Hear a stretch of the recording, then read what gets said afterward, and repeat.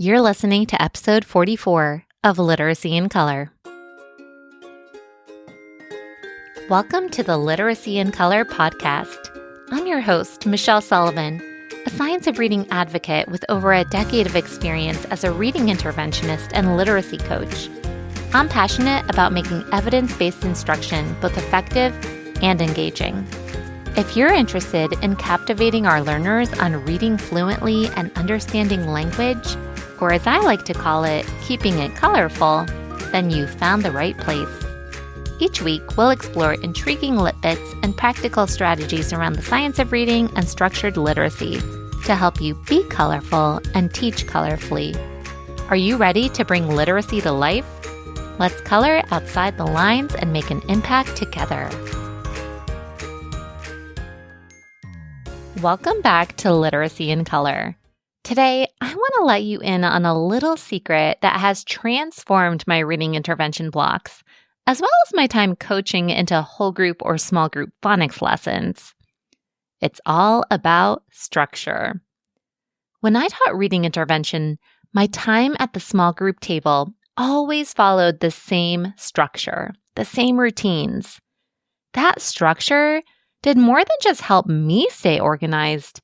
It helped my students know what to expect, stay on task, and feel calm and confident so that real learning could happen. One of my favorite parts of that structure was the quick, high-impact drills to kick off our time together. Now, if the phrase drill and kill comes to mind, I want to flip that for you today. The right kind of quick, targeted drill is not about mindless repetition or killing joy. It's about building mastery, confidence, and momentum. Think about students who play sports like basketball, how they always start their practices with some drills. Same goes for literacy. When kids start their small group knowing exactly what to do, and they experience themselves getting better at that, there's no greater joy in that. And best of all, these drills take just 1 to 2 minutes. They're super quick. If you have an intervention setting where you might have 30 to 60 minutes with one group, you may be able to incorporate multiple drills into your instruction with extended review time.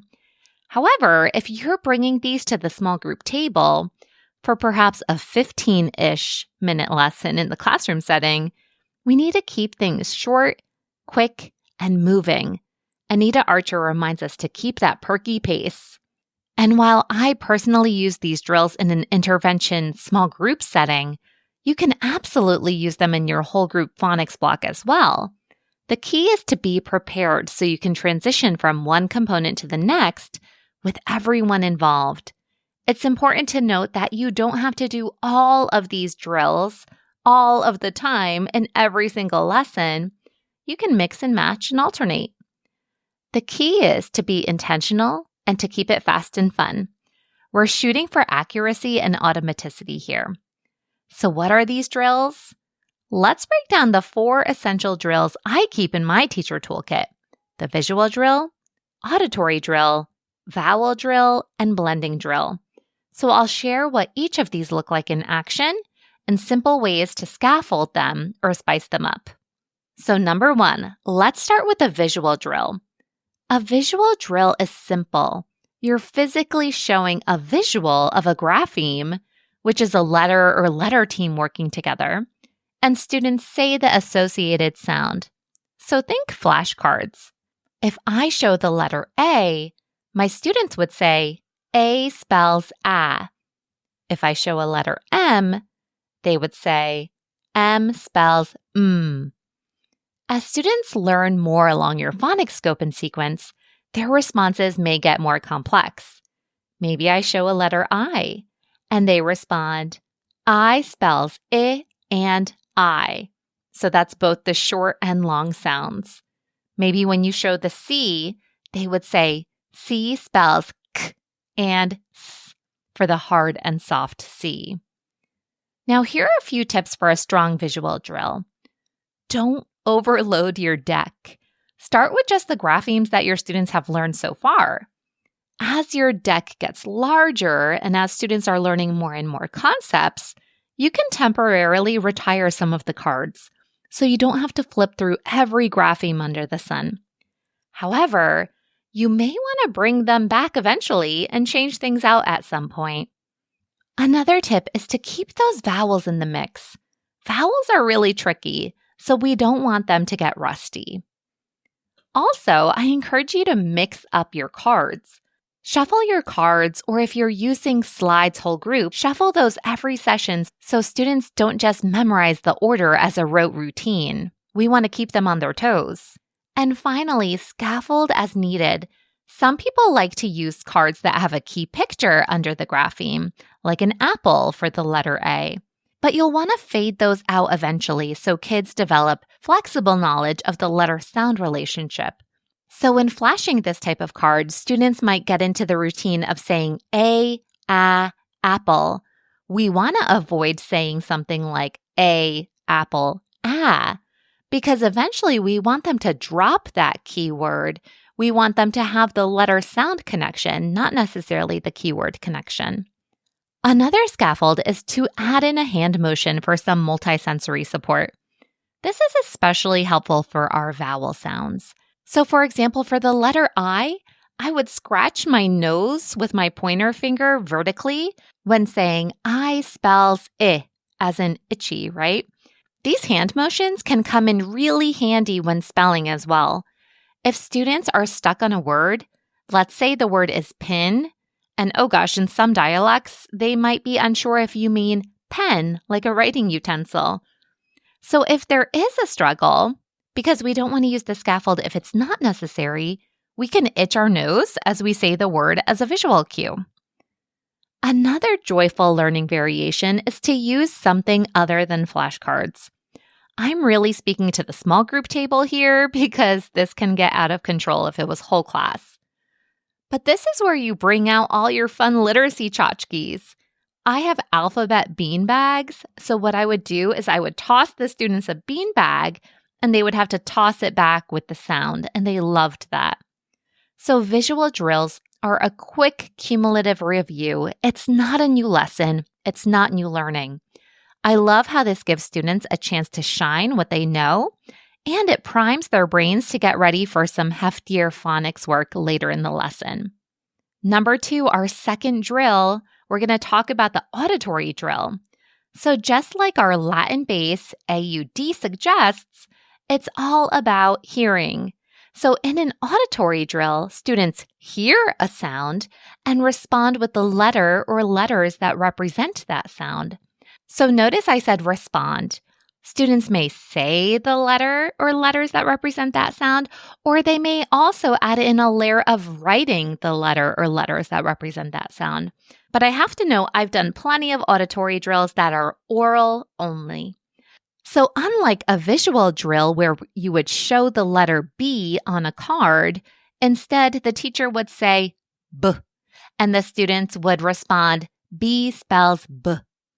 Why do I have students say letter spells sound, B spells B, instead of just responding with the letter B or the sound B for both visual and auditory drills? Because we want them making those connections again, anchoring the relationship between the grapheme and the phoneme in their brains. Eventually, you can drop that scaffold. On some days, maybe when you're pressed to time, you can say, we're just doing a quick drill today, and respond with the letter only for an auditory drill or the sound only for a visual drill. So there are some extra considerations to keep in mind when conducting an auditory drill. For older students, or perhaps more advanced students who have learned more along their phonics scope and sequence, you may say a sound, and students would give you all the possible spellings that they've learned for that sound. So for example, if the teacher would say k, early on in kindergarten, students might only know C and K spell k. But later on, they might add in CK also spells k. And then down the road, they might also know CH also spells k. Those are words that are Greek in origin, like school or chorus. And of course, again, they would only respond with what they've learned to date. And I also prefer when we have multiple responses to have students respond in the order of frequency these graphemes occur in print. So we're tapping into the most common spellings first. I alluded to this before, but you can also add in handwriting. So students can write the letter as they say it using a whiteboard or sand or even tracing on felt or sandpaper for a little tactile boost. But the act of forming letters helps cement the learning. My preference is pencil to paper or dry erase marker to dry erase board to get in that physical act of handwriting because that's what actually is supporting the reading brain. However, other modalities like sand and like tracing on sandpaper can be a fun way to add in engagement, and feel free to put those things on a rotation. However, word to the wise, if you're going the tracing in the sand route, keep it quick. Any extra materials need to be ready to go and put away fast, so no minutes are lost. And remember, these kinds of things all need to be taught. Routine, routine, routine. Again, the focus here is on accuracy, automaticity, and retrieval. This is how we make those foundational connections stick.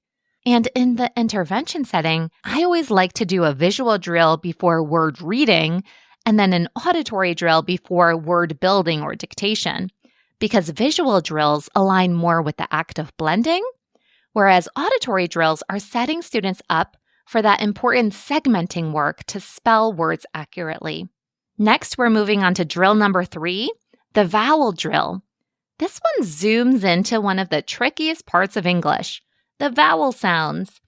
I like to think of the vowel drill as a super focused auditory drill where you're working on vowel sounds and their spellings. So here's what it might look like. It could be as simple as putting out 5 Post-it notes with the vowels labeled A, E, I, O, U. You can even fold up index cards to make vowel tents. Maybe you have a vowel strip with A, E, I, O, U that students are manipulating with a clothespin, or maybe they have a magic wand that they can point with. Anything where they have a representation of those graphemes and they can pick up or point to it during the drill is all you need.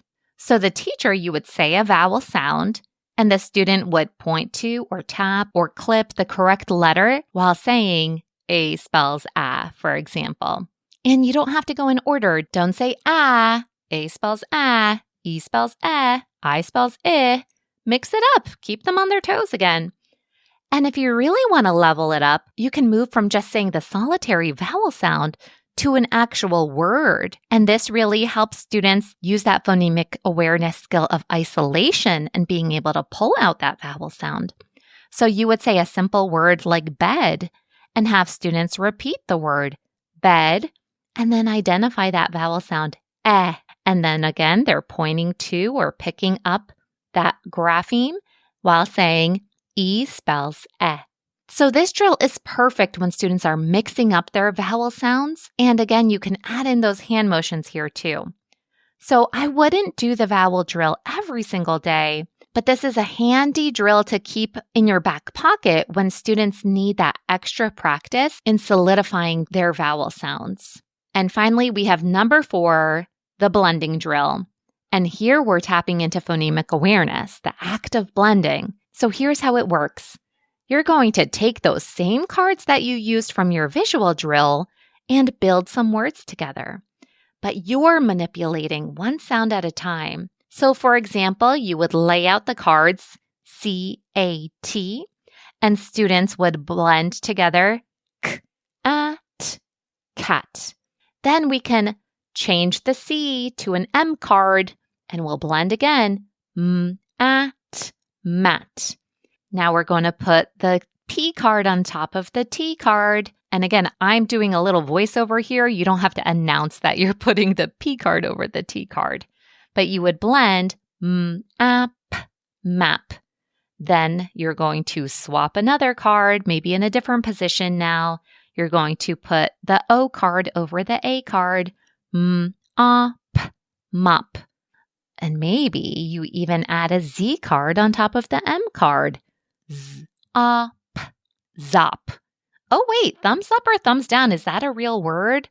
Thumbs down, that's not a real word. So essentially, we're doing a type of word chaining here for our students, but we also are building in this word awareness. Are these words that we have in our oral vocabulary? If possible, I like to stick with real words, but keep in mind if you're doing that, you need to plan your drill and make sure you have the right cards in the right order so that it can move swiftly and you're not shuffling and looking for what card can come next. If you don't plan your drill, you may have letters in illegal positions. So for example, what if all of a sudden you have M-O-Q-U come up? We can't read that, right? Well, not in English. We wouldn't have a word that ends in Q-U. So I encourage you to plan through that sequence to keep the flow and to maximize that precious practice time. One tip that I like to consider is to color code your cards so that the vowels stand out. I like to put my vowels in pink so that when I'm doing my blending drill, especially with closed syllables, I want to make sure that I have my vowel in that middle position or at least before a consonant. And to me, that's a visual cue that I know it's in the proper place. So there you have it. Those are the 4 drills you can use on a rotation in your phonics block or at the small group table in an intervention setting. A visual drill, an auditory drill, a vowel drill, and a blending drill. One of the beautiful parts of structured literacy is that cumulative review piece, the routines and these just right scaffolds that are helping students reach mastery. So remember that these drills aren't about new learning. They're all about review and retrieval so that students can build automaticity in foundational skills. So if you're looking to give your phonics lesson or your reading intervention lessons a boost, try weaving one or more of these drills in as a warm-up. So if you found this episode helpful, share it with a teacher friend or let me know what your favorite tip was to make these drills extra colorful when it comes to your literacy instruction. I'll see you next time. Thank you so much for tuning into Literacy in Color. I hope today's episode left you feeling both inspired and equipped with something new to add to your teaching toolkit. If you're enjoying this podcast, it would truly mean so much to me if you'd leave a 5-star review. It helps other educators find the show and join our colorful community. And don't forget to hit the follow or subscribe button so you never miss an episode. For more tips, tools, and resources, be sure to check out the links in the show notes at michelleandthecolorfulclassroom.com. Thanks again for listening, and I'll catch you next week. Until then, be colorful and teach colorfully.